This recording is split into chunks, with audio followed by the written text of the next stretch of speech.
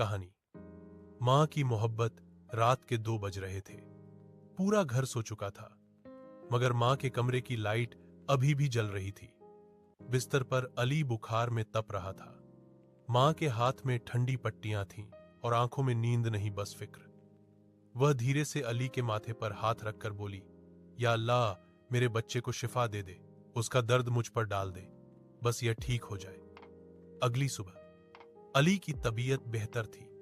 मां की आंखों के नीचे काले घेरे पड़ चुके थे, लेकिन चेहरे पर एक सुकून था, औलाद के ठीक होने का। साल गुजर गए। अली बड़ा हो गया, व्यस्त जीवन में खो गया। फोन कम, मुलाकातें दुर्लभ, और मां अब बूढ़ी हो चुकी थी। एक दिन अली को दफ्तर में इत्तला मिली कि मां अस्पताल में दाखिल है। वह दौड़ता हुआ पहुंचा। मां ने कमजोर हाथों से उसका चेहरा छुआ और मुस्कुराकर बोली, बेटा, तुम ठीक हो ना? बस इतना जानना चाहती थी। और वह खामोश हो गई। अली के आंसू उसके हाथों पर गिरे, मगर अब मां का लम्स नहीं था, सिर्फ मोहब्बत की खुशबू बाकी थी। सबक। मां की मोहब्बत दुनिया की एकमात्र मोहब्बत है जो बदले में कुछ नहीं मांगती।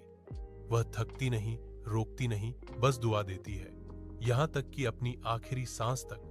जो मां के पास है, वह दुनिया के सब खजाने रखता है। 2